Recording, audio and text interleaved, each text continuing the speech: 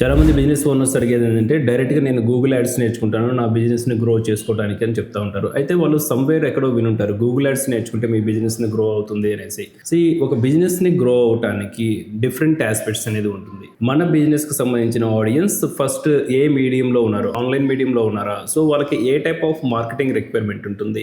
అన్నిటికీ ఒకటే మెడిసిన్ లాగా పెయిడ్ అడ్వర్టైజ్మెంట్స్ చేస్తే బిజినెస్ గ్రో అవుతుందంటే అలా కాదు. కొన్ని బిజినెసెస్ చూడండి, వాళ్ళు పెయిడ్ అడ్వర్టైజ్మెంట్స్ ఇనిషియల్‌గా చేస్తారు. తర్వాత స్టాప్ చేస్తారు. తర్వాత సోషల్ మీడియా ఆప్టిమైజేషన్ అంటే సోషల్ మీడియా మార్కెటింగ్ అనేది చేసుకుంటారు. కాంటెంట్ ఇంప్రూవైజేషన్ చేసుకుంటారు. కాంటెంట్ తో సక్సెస్ అయినవి చాలా కంపెనీస్ అనేది ఉన్నాయి. ద సేమ్ వే అన్నిటికీ అడ్వర్టైజ్మెంట్స్ అనేది ఫార్మేట్ కాదు. మీ బిజినెస్ కి సంబంధించిన కస్టమర్స్ ఏ సోషల్ మీడియంస్ లో ఎక్కువగా ఎంగేజ్ అవుతున్నారు, వాళ్ళకి నిజంగా మనం పెయిడ్ అడ్వర్టైజ్మెంట్స్ చేయాలి అంటే పెయిడ్ అడ్వర్టైజ్మెంట్స్ చేయొచ్చు. అయితే పెయిడ్ అడ్వర్టైజ్మెంట్స్ లో కూడా స్ట్రాటజీ అనేది చాలా ఇంపార్టెంట్. అన్ని అడ్వర్టైజ్మెంట్స్ క్యాంపెయిన్ అనేది ఒకటే ఫార్మేట్ లో ఉండదు. మన బిజినెస్ కి రిక్వైర్మెంట్ ల్యాండింగ్ పేజ్ అన్న క్రియేట్ చేసుకోవాలి, వెబ్సైట్ అన్న క్రియేట్ చేసుకోవాలి, వాట్సాప్ మార్కెటింగ్ అన్న చేయాలి, సోషల్ మీడియా మార్కెటింగ్.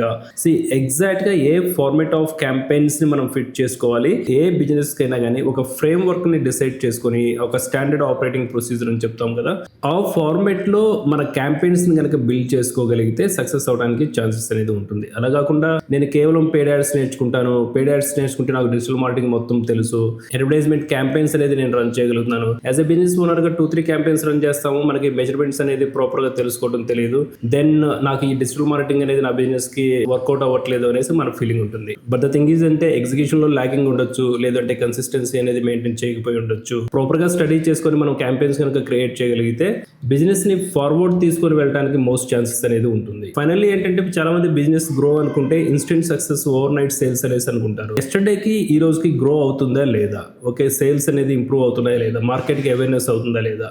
ఈ కీ పర్ఫార్మెన్స్ ఇండికేటర్స్ ని ఏ బిజినెస్ ఓనర్ ప్రాపర్ గా అప్లై చేసుకోగలుగుతారో వాళ్ళ బిజినెస్ గ్రో అనేది డిజిటల్ గా చూడటానికి, మెజర్ చేయడానికి ఛాన్సెస్ అనేది ఉంటాయి.